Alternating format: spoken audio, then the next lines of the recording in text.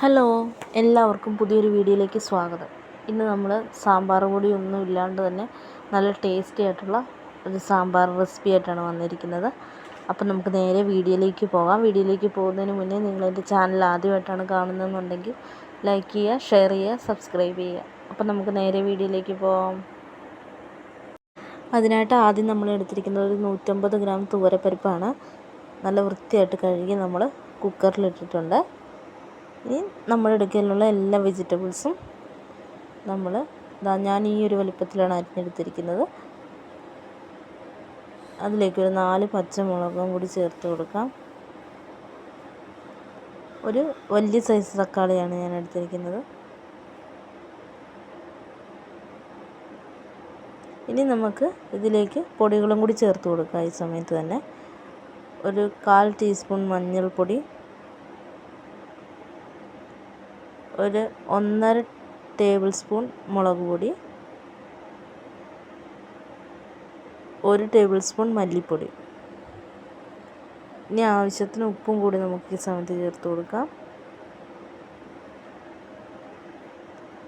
ഇനി നമ്മളിതിലേക്ക് ചേർക്കുന്നത് അല്പം പുളിവെള്ളവും കായപ്പൊടിയും കൂടി ചേർത്ത് നന്നായിട്ടൊന്ന് ഇളക്കി യോജിപ്പിച്ചതിന് ശേഷം നമുക്ക് ആവശ്യത്തിന് ഉള്ള വെള്ളവും കൂടി ഒഴിച്ചൊന്ന് കുക്കറിൽ 2 വിസിലടിക്കുന്നത് വരെ ഒന്ന് വേവിച്ചെടുക്കുക.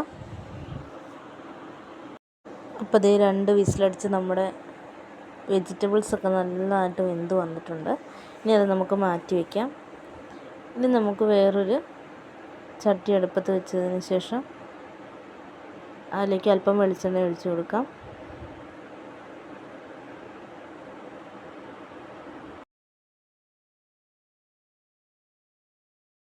എണ്ണ നന്നായി ചൂടായതിന് ശേഷം അതിലേക്ക് 1 ടീസ്പൂൺ കടുക് ചേർത്ത് കൊടുക്കാം. കടുകൊന്ന് പൊട്ടി വരുന്ന സമയത്ത് 1 ടീസ്പൂൺ ഉലുവയും കൂടി നമുക്ക് ചേർത്ത് കൊടുക്കാം.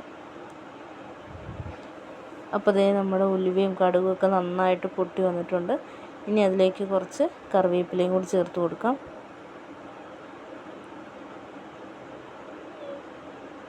ഇനി അതിലേക്ക് നമ്മൾ ചേർക്കാൻ പോകുന്നത് ഒരു 4 വെളുത്തുള്ളി അല്ലിയാണ് ചേർക്കുന്നത്. ഒന്ന് ചതച്ചെടുത്തതാണത്. പിന്നെ ഒരു 2-3 ചുവന്നുള്ളി അരിഞ്ഞതും കൂടിയാണ് നമ്മൾ ചേർത്ത് കൊടുക്കുന്നത്.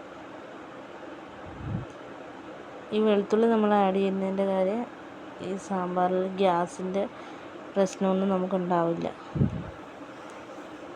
അതിന് വേണ്ടിയിട്ടാണ് നമ്മൾ വെളുത്തുള്ളി ആഡ് ചെയ്ത് കൊടുക്കുന്നത്.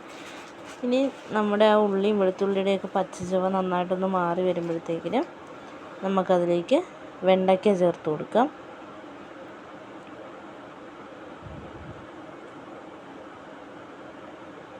വെണ്ടയ്ക്ക അത്യാവശ്യം നന്നായിട്ടൊന്ന് വാടി വന്നിട്ടുണ്ട്. ഇനി നമുക്ക് നമ്മുടെ പൊടികൾ ചേർത്ത് കൊടുക്കാം.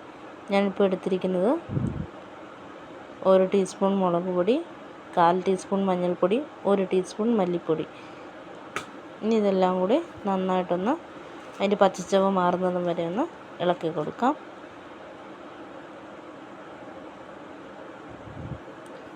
ഇനി നമ്മുടെ വേവിച്ച് വെച്ചിരിക്കുന്ന കഷ്ണം നമുക്ക് ഇതിലേക്ക് ചേർത്ത് കൊടുത്ത് യോജിപ്പിച്ചെടുക്കാവുന്നതാണ്. ഈ സമയത്ത് നമുക്ക് ഉപ്പ് വേണമെന്നുണ്ടെങ്കിൽ ആഡ് ചെയ്ത് കൊടുക്കാവുന്നതാണ്. അപ്പം സാമ്പാർ പൊടി ഒന്നും ചേർക്കാണ്ട് തന്നെ നല്ല രുചിയുള്ള സാമ്പാർ ഇവിടെ റെഡി ആയിട്ടുണ്ട്. അപ്പോൾ എല്ലാവരും ഒന്ന് ട്രൈ ചെയ്ത് നോക്കണം. പുതിയൊരു വീഡിയോ ആയിട്ട് കാണുന്നത് വരെ ബായ്.